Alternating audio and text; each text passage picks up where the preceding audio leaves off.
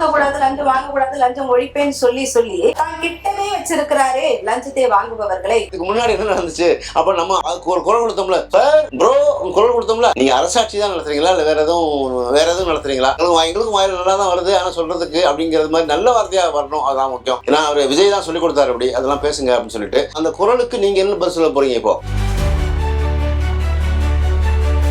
லஞ்சம் ஒழிக்கப்படும் சொன்னாங்க, அவங்க கிட்டே லஞ்சம் தலைவெறித்து ஆடுதுன்னும் போது விஜய்மல் அப்ப உள்ள இருக்கக்கூடிய தாவேகா நிர்வாகிகளுக்கே பயம் இல்லாம போயிடுச்சா? இல்ல அவருக்கு ஏன்னா முதலமைச்சருமாக மட்டும்தான் இருக்காரு, ஒரு லம்மி முதலமைச்சராக தானே பாக்குறாங்க அவரை.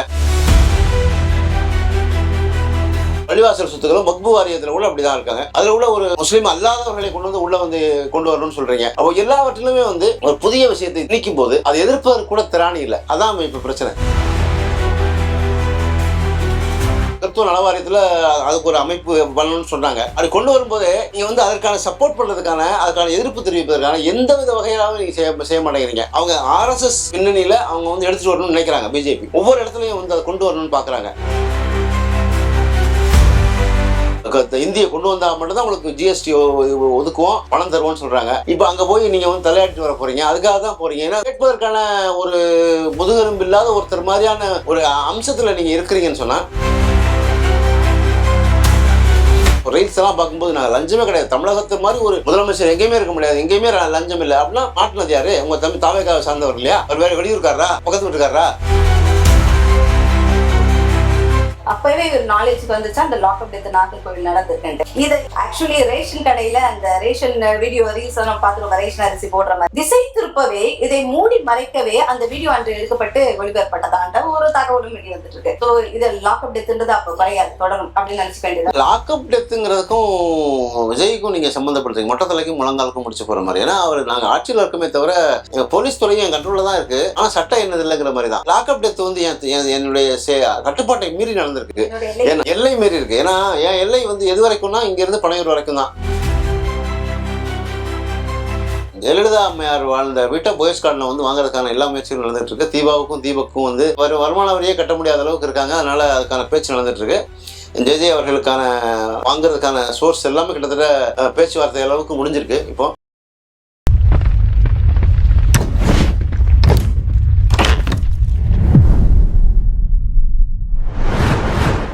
வணக்கம் நேயர்களே, இப்படிக்கு இவர்கள் யூடியூப் சேனலில் மீண்டும் உங்கள் அனைவரும் சந்திப்பதில் மிக்க மகிழ்ச்சி. நம்மிடையே இணைந்துள்ளார் அரசியல் ஆலோசகர் திரு ராஜபாரதி அவர்கள். இன்னைக்கு அரசியல் நடந்திருக்கக்கூடிய பல மாற்றங்களை குறித்து என்னிடையே பேசுவதற்காக காத்திருக்கிறாங்க. அவரிடம் தொடர்ந்து பேசலாம். வணக்கம் சார். வணக்கம். அரசியல் விமர்சகர், அரசியலை பற்றி நிறைய அனுபவங்கள் நீங்க தெரிஞ்சவரும் கூட. இன்னைக்கு நடந்துட்டு இருக்க அரசியலை பற்றிய பல விவரங்களும் உங்ககிட்ட இருக்கு. அந்த வகையில பாத்தீங்கன்னா இன்னைக்கு இருக்கக்கூடிய ஆளும் கட்சி லஞ்சத்தை ஒழிப்போம், லஞ்சம் எங்க ஆட்சியில இருக்காது, லஞ்சம் யாராவது சொன்னதுதான் உங்களுக்கு போன் நம்பர் முதற்கொண்டு அவங்க கொடுத்தா நீங்க கம்ப்ளைண்ட் பண்ணலாம் அப்படின்னு சொல்லி இருக்கிறாங்க. ஆனா பண்ணி இப்ப ரீசெண்டா தான் ஒரு தாவேகா நிர்வாகி லஞ்சம் வாங்கிய விஷயத்தை குறித்துதான ஒரு வீடியோ வெளியாகி பரபரப்பை ஏற்படுத்திருக்கு. சோ லஞ்சம் கொடுக்கக்கூடாது, லஞ்சம் வாங்கக்கூடாது, லஞ்சம் ஒழிப்பேன்னு சொல்லி சொல்லி தான் கிட்டவே வச்சிருக்கிறாரே லஞ்சத்தை வாங்குபவர்களை. சோ என்ன பண்ண போறாங்க? கரூர்ல பேசும்போது என்ன சொன்னாருன்னா, 6 லஞ்சம் வாங்குறாலும் என் பேரை சொல்லுங்க அப்படின்னு சொன்னார். என் பேரை சொல்லுங்க அப்படின்னு சொல்லி அந்த அளவுக்கு தைரியமா சொன்ன ஒரு முதலமைச்சரை பாராட்ட வேண்டிய கட்டத்தில் நம்ம இருந்தோம்னா கூட பாராட்ட முடியுமா அப்படின்னு பார்த்தா, அவர் பக்கத்திலே ஒரு வச்சிருக்காரு. அவர் 1,50,000 ரூபாய் கேட்கிறாரு. ஒரு பேரம் வேற நடக்குது. அந்த ஒரு வீடியோ வெளியாயிட்டு இருக்கு. அதுல 1,50,000 அப்புறம் 40, 30 குறைஞ்சு இப்போ 1 லட்ச ரூபாய் வாங்கியிருக்காங்கன்னு சொல்லி ஒரு கன்ஃபார்முக்கு வந்திருக்காங்க. அப்போ இதை எந்த அடிப்படையில நீங்க முதலமைச்சர்கிட்ட இதை இப்படி சொல்றதா இல்ல யார்கிட்ட லஞ்சம் கேட்டாலும் சொல்லுங்க அப்படின்னு சொன்ன லஞ்சம் முதலமைச்சர்கிட்ட இதை எப்படி காமிப்பாரு, அவர் அதை எப்படி எடுத்துக்கிறாரு? அதை இது மட்டும் இல்லாம பத்திரப்பதிவு துறையில ஒரு பிரச்சனை இருக்குன்னு சொல்றாங்க. ஏன்னா பழனியில அந்த நிலத்தை பின்புறத்துல அந்த அமைச்சருடைய சொந்தக்காரங்க அப்படின்னு சொல்லி ஒரு பிரச்சனை வந்தது. அது இல்ல மறுத்துட்டாரு அமைச்சர். ஓகே மறுத்துறாரு. ஆனா அவரே சொல்கிறார் அவர் நடந்தது உண்மைதான் ஒத்துக்கிறாரு. தவறு நடந்தது உண்மைதான் அப்படின்னு சொல்றது அது நீங்க சரண்டர் ஆயிட்டு கை தூக்கிட்டா ஓகே சரியில்லையா? அப்போ இதுக்கு முன்னாடி என்ன நடந்துச்சு? அப்ப நம்ம அதுக்கு ஒரு குரல் கொடுத்தோம்ல, சார் கூப்பிட்டு குரல் கொடுத்தோம்ல, ப்ரோ குரல் கொடுத்தோம்ல, அந்த குரலுக்கு நீங்க என்ன பதில் சொல்ல போறீங்க? இப்போ அப்போ உங்க ஆட்சியில எல்லாமே சரியா நடக்குதா அப்படின்னு ஒரு கேள்வி இருக்கு. நேற்று கூட பேசுகிறார் CTR நிர்மல்குமார் சொல்றார், இன்னமும் நடக்குதுங்க. ஏன்னா உள்ள இருக்க அரசு பணியாளர்களை எல்லாம் திமுக வந்து அவங்களுக்கு ஏற்றவர்கள் மாதிரி மாற்றிக்கிறாங்க, அதனால எங்களை வந்து செயல்பட விட மாட்டேங்கிறாங்க. நீங்க அரசாட்சி தான் நடத்துறீங்களா இல்ல வேற எதுவும் நடத்துறீங்களா?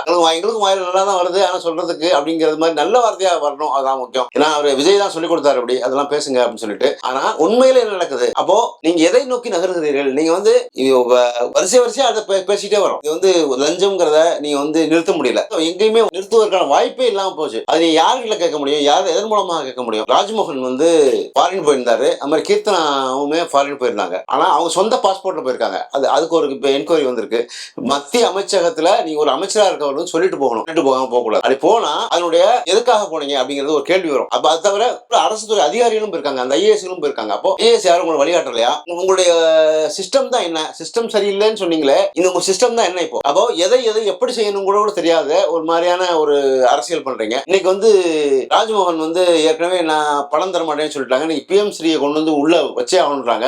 மூன்றாவது மொழியை வந்து இந்தியை கொண்டு வந்தா மட்டும் தான் உங்களுக்கு ஜிஎஸ்டி ஒதுக்குவோம், பணம் தருவோம்னு சொல்றாங்க. இப்ப அங்க போய் நீங்க வந்து தலையாட்டி வர போறீங்க, அதுக்காக தான் போறீங்க. ஏன்னா பணம் இல்ல உங்கள்கிட்ட. அப்போ அதை நோக்கிய நகர்வு இருக்குல்ல, அப்போ நீங்க அது ஒரு ஸ்டபரா ஒரு முடிவான எந்த ஒரு நகர்வுமே இல்லாத ஒரு தெளிவான சிந்தனையற்ற ஒரு போக்கு உங்கள்கிட்ட இருக்கு. இதை வந்து யாரை எதன் மூலம் வச்சு பேசுறது? இப்போ இதுக்கு முன்னாடி பேசணும், ஸ்டாலின் அவர்களை பேசுறோம்னா, ஒரு ஜெயலலிதா அம்மையாரை பேசுறோம்னா, அதை நோக்கி நகரும் போதே அவங்க வந்து அவங்களே பதில் சொன்னாங்க. ஆனா அந்த முதலமைச்சர் வந்து தனக்கான பொறுப்பை எடுத்துக்கிட்டாங்க. இது நடந்ததுக்கான காரணம் என்னன்னு சொன்னாங்க. அப்போ ஜெயலலிதா அம்மையாரும் கூட. ஆனா நீங்க எந்த காரணமும் எடுத்துக்க மாட்டேங்கிறீங்களா?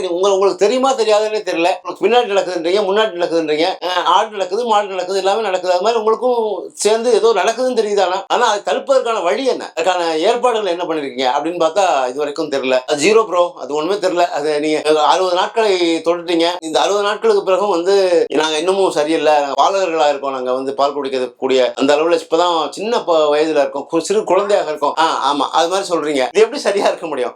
லஞ்சம் ஒழிக்கப்படும் சொன்னாங்க, அவங்க கிட்டே லஞ்சம் தலைவெறித்து ஆடுதுன்னும் போது விஜய்மல் அப்ப உள்ள இருக்கக்கூடிய தாவேகா நிர்வாகிகளுக்கே பயம் இல்லாம போயிடுச்சா? இல்ல, அவருக்கு ஏன்னா முதலமைச்சருமாக மட்டும்தான் இருக்காரு, ஒரு லம்மி முதலமைச்சராக தானே பாக்குறாங்க அவரை. ஏன்னா இயக்குபவர்கள் வேறு ஆளுகளாக இருக்கிறார்கள். இப்போ வந்து ஆதவர்ஜுனாவுடைய பின்னணியில இயங்கப்படுகிறதுன்னு சொல்றாங்க. இந்த நடவடிக்கையும் எடுக்க முடியாத பட்சத்துல அவங்க என்ன சொல்ல முடியாத? அப்போ முதலமைச்சருடைய நேரடி கண்காணிப்புல இல்லைங்கிறதான அது புரிவாகுது. அப்போ அவருக்கு நான் இருக்கேன் அப்படிங்கறத உறுதிப்படுத்தணும்னா அதுக்கான நடவடிக்கை எடுக்கணும். இப்போ வந்து பத்திரப்பதிவுத்துறையில இது மாதிரி நடந்திருக்கு, அமைச்சர் வந்து ஒத்துக்கிறாரு தவறு நடந்திருக்கு, அதுக்காக சஸ்பெண்ட் பண்ணாமனு போதுமா? அப்ப அவங்கள ரிவோக் பண்ண வேணாமா? அவங்கள வெளியேற்ற வேணாமா? அப்போ இதுக்கான நடவடிக்கை என்ன? அப்போ ஒரு கோவில் நிலத்தை வந்து நீங்க வந்து எடுத்துட்டு போயிருக்கீங்கன்னு சொல்றாங்க, அது நடந்து தவறு நடந்திருக்குன்னு நீங்க அமைச்சர் ஒத்துக்கிறாரு. அப்போ கோவில் நிலமாக இருந்தாலும் இதுக்கு முன்னால சொல்றாரு, எச் ராஜா வந்து ஒரு உதாரணம் சொல்றாரு அண்ணாமலை பேசும்போது. எச் ராஜாலாம் கோவில் நிலத்தை வந்து கொடுக்கணும்னு சொன்னாரு, அப்பெல்லாம் நீங்க ஒத்துக்கல, அப்ப சரிதானே? அதனால அண்ணாமலை வந்து விஜய்க்கு சப்போர்ட் பண்ற மாதிரி பேசுறாரு இப்ப அண்மையில பேசும்போது. ஆனா அந்த எச் ராஜாவே திருப்பி சொல்லிட்டாரு,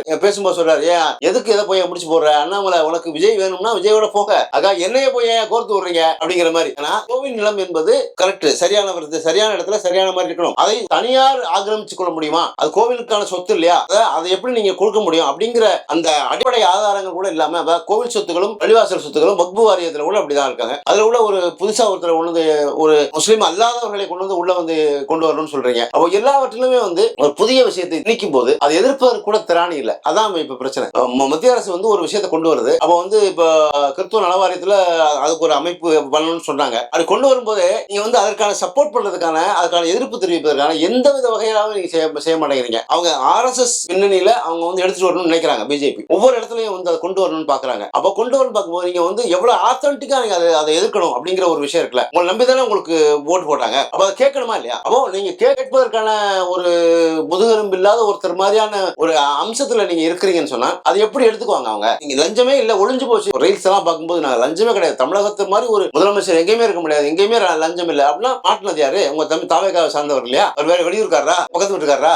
அது மாதிரி அதுதான் பிரச்சனை. இப்போ ஒவ்வொரு விஷயத்திலுமே வந்து நீங்க எந்த ஒரு ஸ்டாண்டுமே வந்து தெளிவான ஸ்டாண்ட் எடுக்க மாட்டேங்கிறீங்க. அதனாலதான் அதை பத்தி நாங்க பேச வேண்டியிருக்கு. சரியான ஸ்டாண்ட் முன்வைக்க மாட்டேங்கிறீங்க அப்படின்னும் போது நாங்க பேசுறோம் போது அடுத்தடுத்த கேள்விகள் வருது. கரூர்ல வந்து அவர் பேசும்போது இதுதான் சொல்லியிருந்தாரு, பார்ட்டி ஃபண்ட் சொன்னதுதாங்க அவங்க பாருங்க ஓட்டத்தை அப்ப ஒரு ஆக்ஷன் மாடுலேஷனோட சொன்னார். ஆக்சுவலி அன்னைக்கு சட்டசபையில என்ன நடந்துட்டு நம்ம முந்தைய வீடியோக்குள்ள எடுத்து பார்க்கும்போது உதயநிதி கேட்கிறாரு, பார்ட்டி ஃபண்ட் சொல்லல, என்ன கரெக்டா நீங்க சொல்லுங்க, நீங்க சரியா சொல்லுங்க, நாங்க விளக்கம் கொடுக்க காத்துட்டு இருக்கோம், எங்க சொல்லுங்க பாக்கலான்ட்டு தைரியமாக நின்று கேட்கதானுங்க செய்யறாரு. ஏன் அப்போ ஒண்ணு கேட்டுட்டு ஒண்ணு பொய்யா வந்து வெளிப்படுத்துறாங்க? மேகதாது எனக்கு தெரியாதா, என்ன தெரியுமா அவருக்கு? சோ இப்படி நிறைய கேள்விகள் வந்து நிறைய தெரியும் மேகதாது பத்தி. ஏன்னா மேகதாது தெரிஞ்சதுனாலதான் கர்நாடகாக்காரர் ஒருத்தர் வந்து நாங்க டெல்லி சிறப்பு பிரதிநிதியா போட்டிருக்கோம். ஏன்னா அப்பதான் வந்து டி.கே. சிவகுமார் வந்து சொல்ல முடிகிறது. கர்நாடக முதல்வர் என்ன சொல்கிறார், காவிரி நீர் ஒழுங்காற்று அமைப்புல வந்து பேசும்போது கூட சொல்றாரு, நாங்க தர முடியாது, இப்ப எங்களுக்கு தண்ணி கிடையாது, எங்களுக்கு பத்தாது. அப்போ நீங்க அதை எதிர்ப்பதற்கான ஒரு எந்த வித இதுவுமே இல்லாம இருக்கீங்க. மேகதாதுவுக்கும் உங்களுக்குமான என்ன தெரியும்? அப்போ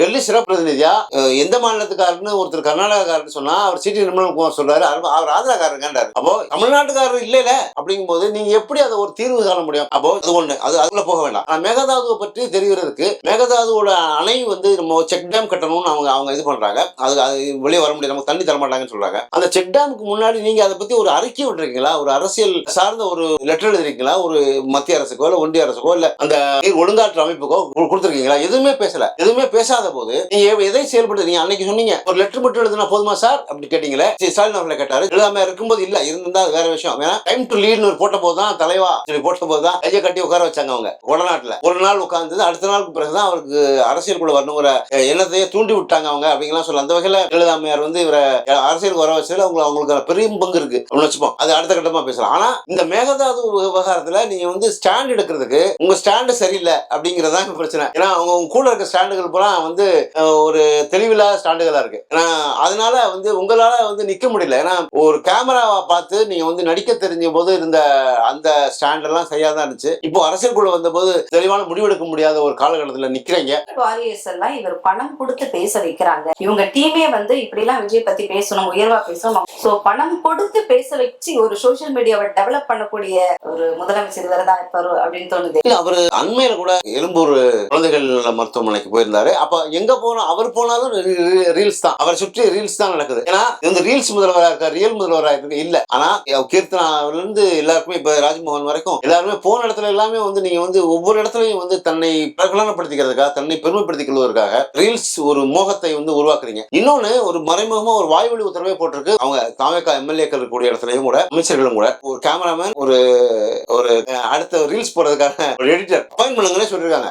அதனாலதான் அவங்க வந்து நடக்கும்போது உட்காரும் போது எல்லா இடத்துலயுமே இப்ப ரீல்ஸ் ஆகி போச்சு. ஏன்னா ரீல்ஸ் இல்லாத உலகமே இல்ல. தமிழகம் வந்து ரியல் தமிழகம் இல்ல, இப்போ ரீல்ஸ் தமிழகம் தான். அதனால விர்ச்சுவல் வாரியர்ஸ் வந்து இவங்க உருவாக்கணும்னு அவசியம் இல்லை. ஏன்னா அதை வச்சுதான் நீங்க வந்து முதல் முறையா ஆட்சியே பிடிச்சிருக்கீங்க. விர்ச்சுவல் வாரியர்ஸ் நீங்க சொல்ல வச்சதுதான். ஆனா நீங்க நல்லா இருந்தா போதுங்கன்னா நீங்க வந்து எங்களுக்கு எதுவுமே செய்ய வேண்டாங்கன்னா, நீங்க 2500 கொடுக்க வேண்டாங்கன்னா அப்படியும் தான் பேச வச்சீங்க. அது அப்படிதான் பேசினாங்க. ஆனா கண்ணு முன்னாடி வந்து எவ்வளவு கொடுமைகள் நடந்துகிட்டு இருக்கு. இப்போ அதை பார்ப்பதற்கு மாற்றாக மின் கட்டணத்தை வந்து ஏத்திட்டீங்க. 200 யூனிட் 206 யூனிட் பொறுத்தவரைக்கும் வந்திருக்குன்னு வச்சுங்களேன். 206 யூனிட் இருந்தா 200 யூனிட் போச்சுன்னா 6 யூனிட் எவ்வளவு காசு வரணும்? ஆனா இப்ப வருது அவருக்கு 450 ரூபாய் என்னமோ வருது.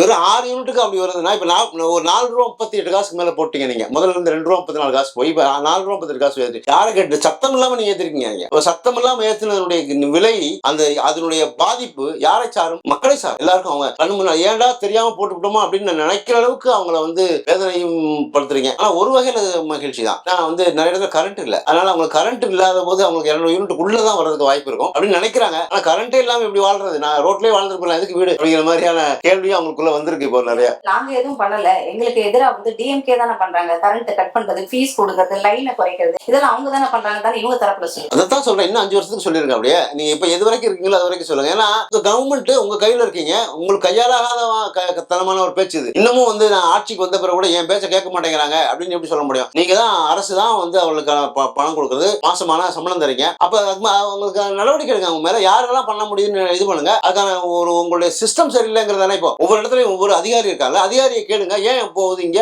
கரண்ட், ஏன் போகுது, என்னதுக்கான காரணம், கேரிடார் என்னாச்சு, இந்த மின் கேரிடார் என்ன நிலைமையில இருக்கு கேளுங்க. மின்சாரத்துறை அமைச்சர் அதை பத்தி நாலேஜே இல்லாம இருக்காரு. அவரு சும்மா இருக்க வண்டி லாரியில, ரேஷன் கடைக்கு போற லாரியில இருக்க டயர் பழுக்கையான டயர்னு கேட்க முடியுது. வேற இடத்துல வந்து மோசமான பஸ் போக்குவரத்து இருக்கு, அதாவது சரியான வசதிகள் இல்லாம இருக்கு, அதை கேட்க முடியல. ஆனா நீங்க என்ன பாக்குறீங்களோ, அதாவது பார்த்ததுக்கு பார்த்தேன், வந்ததுக்கு வந்தேன் அப்படிங்கிற மாதிரி ஒரு இடத்துல என்ன பாக்குறோமோ அதுக்கெல்லாம் ஒரு ரீல்ஸ் எடுத்துட வேண்டியது. நான் என்ன வேணா கேள்வி கேட்பேன், நீங்களா புரிஞ்சுக்குங்க அப்படிங்கிற மாதிரி தான். ஏன்னா அதனால அது அப்படிதான் இருக்க முடியும். ஒரு முடிவு எடுத்தா நானே என் பேச்சதுக்கு அப்புறம் கேட்க மாட்டேன் நடைமுறைப்படுத்துறாரா? அவர் பேச்சு அவரை கேட்க மாட்டேன்னா அது கூட ஏற்கனவே எழுதி கொடுத்ததுதான். சரி, அவர்களுக்கு வந்து ஒரு ஸ்கிரிப்ட் ரைட்டர் எழுதி கொடுத்தாரு, அதனால அவர் வந்து அதை சொல்லிட்டாரு. இப்போ வந்து அவர் பேச்சு அவர் கேட்காம இருக்க காரணம் இன்னொன்னு இருக்கு. ஏன்னா நீங்க சொன்னீங்க அண்மையில, இப்ப பேசும்போது சொன்னீங்க உதயநிதி வந்து சட்டப்பேரவையிலேயே கேட்டாரு, அப்பவே பதில் சொல்ல முடியாது. ஏன்னா முன்னாள் முதலமைச்சர்கள் சொன்னாங்கன்னா அவங்களுக்கு நாலேஜ் இருந்துச்சு, அவங்க வந்து யாராவது எழுதி கொடுக்கறதுக்கு ஆள் இருந்தாங்க அப்படிங்கறத நீ நினைக்க கூடாது, அவங்களே பேசினாங்க. ஏன்னா நீங்க வந்து குறை சொல்வதற்கும் கூட தனக்குன்னு ஒரு இப்போ நான் என்ன சொல்றேன்னா சட்டியில இருந்தா அகப்பையில வரும்னு சொல்லுவோம் ஒரு பழமொழி இருக்கு. உங்களுக்கு சட்டியே எங்க இருக்குன்னு தெரியல, அப்புறம் எப்படி அகப்பையில வர்றது? உங்களுக்கு சட்டியை முதல்ல கண்டுபிடிங்க, அதுக்குள்ள சாதம் இருக்கான்னு பாருங்க, அதுதான் முக்கியம். கடந்த ஒரு 2 மாசத்துல பாத்தீங்கன்னா 4 லாக்அப் டெத் நடந்திருக்கு. இதுக்கு முன்னாடி அதிமுக பேரில் நடந்து, திமுக பேர் இதுக்கப்புறம் நடக்க கூடாது. ஏன்னா இவர் இப்பேற்பட்ட வாக்குறுதிகள் கொடுத்துட்டு தான் வந்து இன்னைக்கு ஆட்சியில வந்தார். ஆனா பாருங்க இந்த 2 மாசத்துலயே 4 லாக்அப் டெத் நடந்திருக்கு. ஆக்சுவலி ரேஷன் கடையில அந்த ரேஷன் வீடியோ ரீல்ஸ் எல்லாம் பாத்துருவோம், ரேஷன் அரிசி போடுற மாதிரி. அப்பவே ஒரு நாலேஜுக்கு வந்துச்சு அந்த லாக்அப் டெத் நாகர்கோவில் நடந்திருக்கு. இதை திசை திருப்பவே, இதை மூடி மறைக்கவே அந்த வீடியோ அன்று எடுக்கப்பட்டு ஒளிபரப்பட்டதாண்ட ஒரு தகவலும் வெளியே வந்துட்டு இருக்கு. சோ இது லாக்அப் டெத்ன்றது அப்ப குறையாது, தொடரும் அப்படின்னு நினைச்சுக்க வேண்டியது. லாக்அப் டெத்துங்கிறதுக்கும் விஜய்க்கும் நீங்க சம்பந்தப்படுறீங்க, மொட்டை தலைக்கும் முழங்காலுக்கும் முடிச்சு போற மாதிரி. ஏன்னா அவர் நாங்க ஆட்சியில் இருக்குமே தவிர போலீஸ் துறையும் என் கண்ட்ரோல்ல தான் இருக்கு, ஆனா சட்டம் என்னது இல்லைங்கிற மாதிரி தான். ஏன்னா கண்ட்ரோல்லாம் என்கிட்ட தான் இருக்கு, ஆனா வந்து லாக்அப் டெத் வந்து என்னுடைய கட்டுப்பாட்டை மீறி நடந்திருக்கு, எல்லை மீறி இருக்கு. ஏன்னா என் எல்லை வந்து எது வரைக்கும்னா இங்க இருந்து பனையூர் வரைக்கும் தான், அது வரைக்கும் தான் எல்லை. கூட அடுத்த ஒரு ஐடியா இருக்காங்க உங்களுக்கு இந்த லாக்அப் டெத்துக்கு முன்னாடி சொல்லி அது ஒரு விஷயம் சொல்லிட்டு போயிடுறேன். ஏன்னா ஜெயலலிதா அம்மையார் வாழ்ந்த வீட்டை போயஸ் கார்டுல வந்து வாங்குறதுக்கான எல்லா முயற்சிகளும் நடந்துட்டு இருக்கு. தீபாவுக்கும் வந்து வருமான வரியே கட்ட முடியாத அளவுக்கு இருக்காங்க, அதனால அதுக்கான பேச்சு நடந்துட்டு இருக்கு. ஜெயஜெய் அவர்களுக்கான வாங்குறதுக்கான சோர்ஸ் எல்லாமே கிட்டத்தட்ட பேச்சுவார்த்தை அளவுக்கு முடிஞ்சிருக்கு. இப்போ இந்த தகவலை சொல்லிட்டு அதுக்கு போலான்னு நான் பார்த்தேன். லாக்அப் டெத்துக்குள்ள பார்த்தோம்னா எல்லாமே அதிமுக பீரியட்ல ஒரு லாக்அப் டெத் வருது. அது வந்து ஃபெலிக்ஸ் ஜெயராஜோட லாக்அப் டெத். அதுல வந்து மிகப்பெரிய அளவுல குரல் உயர்த்தியது நம்ம முதலமைச்சருடைய ஸ்டாலினுடைய அரசு பெருசா பேசினாங்க. அவங்க பீரியட்லயுமே அஜித் வந்து ஒரு லாக்அப் டெத் வந்துச்சு. அதுலயுமே வந்து இவர் குரல் கொடுத்தார் தற்போதைய முதலமைச்சர். என்ன சார் இப்படி எல்லாம் பண்றீங்க, வந்து லாக்அப் டெத்தை கூட கவனிக்க முடியும், ஏன்னா உங்க கையில தானே காவல்துறை இருக்கு, சட்டம் ஒழுங்கு கூட தான் இருக்கு அப்படின்னாரு. இப்ப யார்கிட்ட இருக்கு சார் அப்படின்னு ஒரு கேள்வி நமக்கு வருதுதான். ஆனா கேட்டாலுமே வந்து காது கேட்காத மாதிரி போயிடதான் செய்ய முடியும் அவரால். ஏன்னா இந்த லாக்அப் டெத்துக்கான காரணம் எப்படி ஆச்சுன்னா, ஒரு குட்கா ஒரு பொட்டி கடை வச்சிருக்கான், அவன்கிட்ட போய் குட்கா வச்சிருக்கான், 200 கிராம் வச்சிருக்கான்னு சொல்லி பிடிச்சிட்டு போய் அவனை அடிச்சு, எதுக்காக அடிச்சீங்க எதுக்காக பண்ணீங்கன்னு தெரியல. ஒரு சபரிவர்மன் சாதாரண ஒரு மாற்றுத்திறனாளி பாவம் அவருக்கு, அவரை அடிச்சு நீங்க வந்து இந்த 19 காயம் இருக்கு நீதிபதியே நேரடியா சொல்றாரு. அது அந்த அளவுக்கு நீங்க பண்ணிருக்கீங்க. அவங்களுக்கு வந்து வெறும் சஸ்பெண்ட் பண்ணு தான் கைது பண்ணிருக்கீங்க, ரைட்டு. ஆனா சஸ்பெண்ட் ஆடுறதானே இருக்கு, இப்போ கைதுல இருந்து வெளியே வந்துட முடியும் தானே. ஏன் நீங்க வந்து அந்த நடவடிக்கை எடுக்க முடியும்? அவரு அவங்களுக்கான வேலை பணியில இருந்து அவங்க நீக்கலாம், அதுக்கான ஏற்பாடுகளை பண்ணலாம். அப்புறம் பணி நீக்கம் செய்யப்பட்ட பிறகு அது வந்து அந்த குற்றம் நிரூபிக்கப்படாத பட்சத்துல அவங்க வந்து வழக்கு போட்டு அவங்க வந்து வரலாம், அது வேற விஷயம். ஆனா நீங்க ஆக்ஷன் எடுக்கிறதே வந்து அவர்களுக்கு சாதகமான ஒரு ஆக்ஷன் எடுக்கிற மாதிரி தான் இருக்குது. பாஜாத்தி வழக்குல கூட செங்கோட்டையன் அவர்கள் வந்து சம்பந்தப்பட்ட வழக்குல கூட இதே தான். ஆனா உங்களை சுற்றி இருப்பவர்கள் எல்லாருமே வந்து ஊழல்வாதிகளாக ஏற்கனவே அந்த ஊழல்களில் ஈடுபட்டு அதுக்குள்ளேயே நிறைய அவங்க பயங்கரவாதிகள் மாதிரியான நிறைய எடுத்துருக்காங்க. அதுல ஊழல் எல்லாம் இந்த மாதிரி எல்லாம் பண்ண முடியுங்கிறதுக்காக கிளாஸ் எடுக்க முடியும் ஒருத்தரும். அந்த அளவுக்கு அவங்களுக்கான, ஏன்னா ராஜ்மோகன்லாம் பாவம் நடக்கவே முடியாத அளவுக்கு ரொம்ப ஏழையா இருந்தா இருப்பாங்க அப்படின்னு சொல்லி தான் வந்தாரு. ஆட்டோ கூட ஓட்டுறவர் தான் ஒரு அப்படின்லாம் சொன்னார். ஒவ்வொருத்தரும் இப்படி சொன்னாங்களே தவிர, ஆனா அவர்களுக்கான அவங்களோட பேக்ட்ராப், அவங்களோட வீடு வாசல் எல்லாம் பார்க்கும்போது அவங்க எம்எல்ஏக்கு வந்து நிக்கிறதுக்கு முன்னாடி கொடுத்த அந்த சொத்து விவரத்துல கூட அவ்வளவு சொத்து இருக்கு. அப்போ நீங்க ஏன் பொய் சொல்றீங்க? பொய் சொல்வது வந்து நியாயமற்றது இல்லையா? ஏன் இன்னொருத்தரை வந்து ஒருத்தர் கை நீட்டுறதுக்கு முன்னாடி உங்களை நோக்கி ஒரு கை இருக்கு அப்படிங்கிறது ஏன் நினைக்க மாட்டேங்கிறீங்க? இதுதான் முக்கியம். அதான் நீங்க வந்து இன்னும் திமுக ஆட்சியே நடந்துகிட்டு இருக்குன்னு நினைச்சுக்கிட்டு இருக்கீங்க. ஆனா திரும்ப திமுகவை குறை சொல்வதால் எந்தவித பயனும் விளைய போறது இல்லை. நீங்க வந்து ஆக்கப்பூர்வமான செயல்பாடுகளுக்கு நீங்க தயாரானதா மட்டும்தான் இதுக்கான வாய்ப்புகள் இருக்கும். அது தவிர அடுத்தடுத்த கட்டத்துக்குள்ள வந்து தலைமைச் செயலகத்தை வந்து மாற்றுவதற்கான ஒரு ஐடியாவும் இருக்காங்க. தலைமைச் செயலகத்தை வந்து என்ன பண்ண போறாங்கன்னா, நேரடியா இப்போ வந்து கோயம்பேடு பேருந்து நிலையத்தை வந்து இடிச்சிட்டு அதை புதுசா கட்ட போறதா கூட ஒரு பேசிட்டு இருக்காங்க. அதுக்கான இந்த பட்ஜெட்ல வந்து அதுக்கான ஏற்பாடுகளை கொண்டு வர போறாங்க. ஏன்னா ஏற்கனவே வந்து கலைஞர் அரங்கம் ஒண்ணு பண்ணிருக்காங்க, அதை வந்து முட்டுக்காடுல அதை வந்து ஆதவர்ஜனா பார்த்துட்டு போயிட்டு அதை வந்து அசம்பிளியா மாத்தணும், அங்க வந்து அசம்பிளி மீட்டிங் வச்சுக்கலாம் அப்படிங்கிற மாதிரி சட்டப்பேரவையை அங்க கொண்டு போயிடலாம் அவர் சொல்லி வச்சிருக்காரு. இதுக்கிடையில வந்து அடுத்த ப்ரொபோசல் வந்து கோயம்பேடு பேருந்து நிலையத்தை இடிச்சிட்டு நம்ம பண்ணிடலாம் அப்படிங்கிற இவங்க கொண்டு வரலாம்னு விஜய் அவர்களுடைய ஐடியால இருக்காங்க. இது ரொம்ப நல்லாவே இல்லைங்க கேட்கறதுக்கு. என்னன்னா ரொம்ப முன்னாடி பாத்தீங்கன்னா கோயம்பேடு பேருந்து நிலையம் ஜெயலலிதா அம்மையார் வந்து வச்சாங்க, ஆனா அது ஏற்பாடு செய்தவர் கலைஞர். அதே மாதிரி வள்ளுவர் கோட்டத்தை வந்து அவர் உருவாக்கினாரு, ஆனா அவர் ஆட்சியில இல்ல. அந்த நேரத்துல வந்து அடுத்திருந்த அன்னைக்கு இருந்த ஆளுநர் தான் வந்து திறந்து வச்சார். இன்னொருத்தருடைய ஒரு திட்டத்தை தன் பெயரை போட்டுக் கொள்வதில் வந்து ரொம்ப பெருமை வந்து நிறைய இருக்கு. ஏன்னா ஜெயலலிதா அம்மையாரும் சரி, கலைஞர் அவர்களும் சரி, ராணி மங்கம்மாள் டிரான்ஸ்போர்ட்னு வச்சு பல்லவன் டிரான்ஸ்போர்ட் எல்லாம் மாத்திட்டு ஒவ்வொருத்தர் அவங்கவுங்க பீரியட் வரும்போதெல்லாம் வந்து ஒவ்வொரு போக்குவரத்து கழகமா மாத்தினாங்க. அங்கதான் வந்து பொதுவான அரசு போக்குவரத்து கழகம் பேர் வச்சுட்டோம். ஆனா தனக்கான அவங்க செஞ்சதை நான் செய்யக்கூடாது, அவங்க செஞ்சதை நான் இடிச்சு செய்யணும், அவங்க செஞ்சதை நான் வேற மாதிரி பண்ணணும், உங்க பேர் வர்றதுக்காக மக்களுடைய வரிப்பணத்தை நீங்க வந்து இப்படி செலவழிக்கிறது வந்து நியாயமா? அதை கொஞ்சம் யோசிச்சு பாருங்க. ஏன்னா உங்க ஆக்கப்பூர்வமான திட்டங்களுக்கு நீங்க வந்து செயல்படுத்தணுமே தவிர அதை தாண்டி இந்த மாதிரியான ஒரு வேலைகளை செய்யறதுல வந்து, ஏன்னா ஏற்கனவே வந்து கூட்ட நெரிசல் இருக்கு, போக்குவரத்து நெரிசல் இருக்குங்கிறதுக்காக தான் இந்த தலைமைச் செயலகம் இருக்கிற இடத்தையே மாத்தணும்னு பேசிக்கிட்டு இருந்தோம். கோயம்பேடுல கொண்டு போய் வச்சீங்கன்னா அது கூட்ட நெரிசல் இல்லையா, அது வந்து போக்குவரத்து நெரிசல் இருக்காதா? அப்போ இதற்கான மாற்று ஏற்பாடுகள் வந்து தரமான மாற்று ஏற்பாடுகளா இருக்கணுமே தவிர அதை வந்து எனக்கு சாதகமானதாக எனக்கு வசதியானதாக எது இருக்கோ அதை தான் செய்ய முடியும் அப்படிங்கிற மாதிரி நீங்க மாத்திக்கிறதுலையோ, அதுல வந்து ஒரு பின்புலத்துல உங்களுக்கான ஆதாயம் இருக்குங்கிறதுக்காக நீங்க அதை செயல்படுத்துறதோ, உங்களுடைய பின்னணியில் இருக்கக்கூடிய அரசியல் அமைச்சர்கள் வந்து அதை புஷ் பண்றதோ, வந்து அதனை ஏற்றுக்கொள்வதோ அது வந்து நாகரிகமானதாக இருக்காது. ஒரு முதலமைச்சருக்கான தகுதியாக அதை பார்க்க முடியாதுன்னு நினைக்கிறேன். அது கரூர்ல நடந்த அந்த மேடை பிரச்சாரத்துல அவர் எப்படி பேசினாரு அப்படின்னு பாத்தீங்கன்னா, காவல்துறை தான் என்ன திசை திருப்பி இப்பேற்பட்ட பழிபாவ ஆளாட்டாங்க அப்படின்னு சொல்லியிருந்தாங்க. ஒருவேளை அன்னைக்கு காவல்துறை துரிதமா செயல்படலைன்னா டபுள் டிஜிட்ல இருந்த எண்ணிக்கை ட்ரிபிள் டிஜிட் போயிருக்கிறது கூட வாய்ப்பு இருக்குது. 41 பேர்ன்றது 100க்கு மேல போயிருக்கிறது கூட வாய்ப்பு இருக்கு. நம்ம வீடியோல கூட பார்த்துப்போம். ஒரு காவல்துறையினர் வந்து ஒரு ஐயா வந்து ஒரு சின்ன பிள்ளை தூக்கிட்டு கிடுகிடுன்னு ஓடாது, வழிவிடுங்க குழந்தை சாவு, அவங்க உயிரை பணைய வச்சு தூக்கிட்டு போனாங்க அந்த இடத்துல. இன்னைக்கு இவருக்கு பாதுகாப்பு கொடுக்கறது யார்? காவல்துறை தான். சட்டம் ஒழுங்கு தமிழகத்தில் நிலைநிறுத்துவேன்னு சொல்றாரு. எதை நம்பிக்கையில சொல்றாரு? காவல்துறை. இந்த காவல்துறை அப்படி வந்து ஒரு தரக்குறைவா அந்த இடத்துல பேசிட்டாரு. வருத்தமா இருக்கே.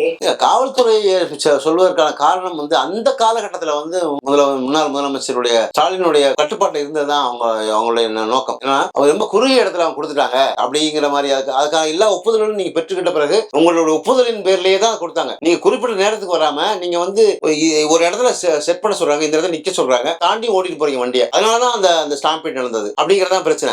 நிறுத்த சொன்ன இடத்துல நிறுத்திட்டீங்கன்னா அந்த கூட்டம் கலையாம இருந்திருக்கும். முன்னாடி இருக்கவங்க வந்து உங்களை பார்க்க வந்திருக்கிறதுக்காக வந்திருக்க மாட்டாங்க. திடீர்னு வாகனம் நகர்ந்த உடனே தான் அவங்க வந்து பின்னாடி இருந்தவங்க முன்னாடி போனாங்க பின்னாடி. இதே பிரச்சனை வந்து ஏற்கனவே ஒரு மாதிரி நடந்திருக்கு. அதாவது ஜெயலலிதா அம்மையார் இருக்கும்போது இந்த ஸ்டாம்பீட் நடந்தது கும்பகோணத்துல, அந்த மகாமகத்துல. அப்போ இதுவுமே வந்து ஒரு இடத்த முதல்ல பிக்ஸ் பண்றாங்க. பிக்ஸ் பண்ண பிறகு அந்த இடத்துல இருந்து இடத்த மாத்துறாங்க. அப்படி இடத்த மாத்தும் போது அந்த காவல்துறை திடீர்னு ஒரு மாற்றத்தை செய்யும் போது அவங்களால எப்படி கண்ட்ரோல் பண்ண முடியும்? ஒரு ஆயிரக்கணக்கான பேர் லட்சக்கணக்கான பேர் நிக்கிறாங்க. அப்போ அதுல வந்து இந்த பக்கம் போற வழியை வந்து திடீர்னு மாத்தி நீங்க அங்க இல்ல இங்கதான் வைக்க போறோம்னு சொன்னா ஒரு வழியை மறித்து நீங்க வந்து வேற ஒண்ணு செய்றீங்கன்னா அதுக்கு அவங்களுக்கு இன்ஃபார்ம் பண்றது யாரு? அவங்களுக்கு எப்படி சொல்ல முடியாது? அவங்க எத்தனை பேர் கேட்க முடியும்? அது இந்த மாதிரியான நடைமுறை சிக்கல்கள்லாம் நிறைய இருந்தது. அப்போ அன்னைக்கே நீங்க ஓடி போயிட்டீங்க அப்படின்லாம் பேசினார் கரூர் இதுல. இன்னைக்கு செந்தில் பாலாஜி ஓடிட்டாருன்னு சொல்றதுக்கு முன்னாடி அவர் எப்படி அங்க வந்தார் அப்படின்னு கேட்டு நீங்க தான் கேள்வி கேட்டீங்க. உடனே எப்படி வர முடிஞ்சு அரசு மருத்துவமனைக்குன்னு சொல்லிட்டு.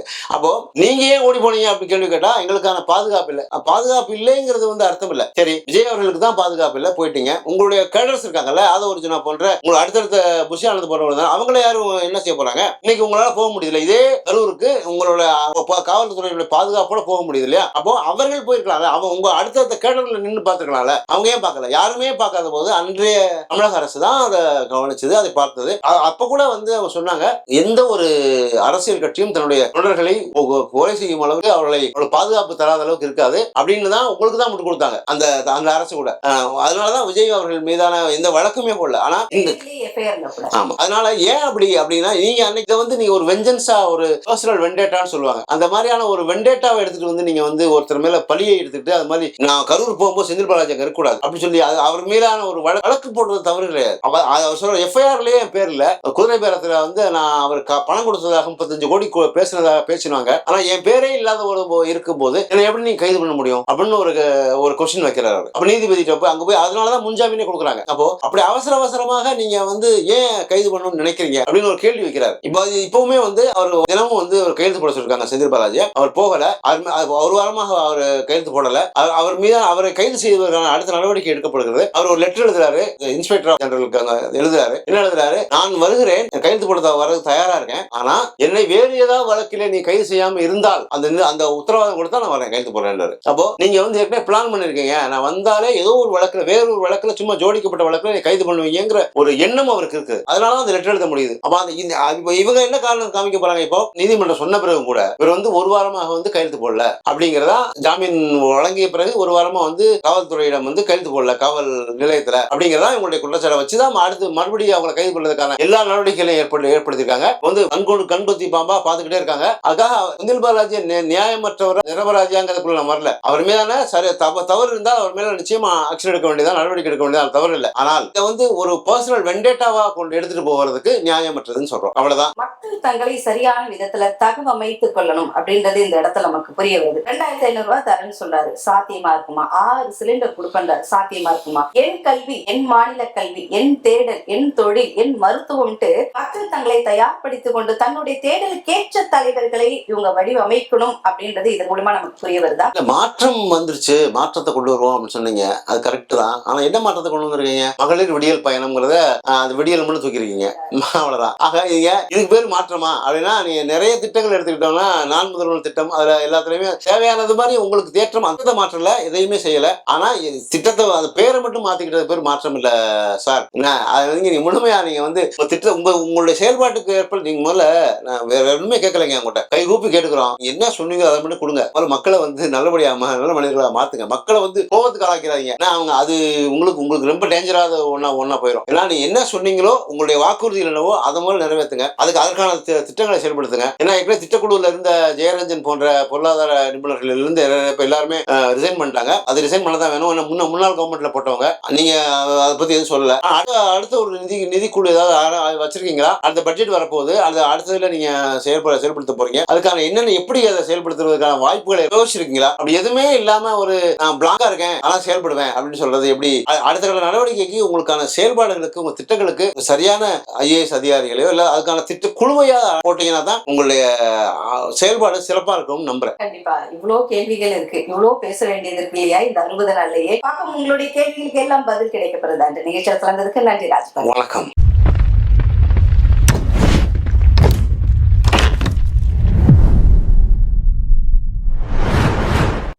ஷேர் பண்ணுங்க, சப்ஸ்கிரைப் பண்ணுங்க, மறக்காம பெல் பட்டனை கிளிக் பண்ணுங்க.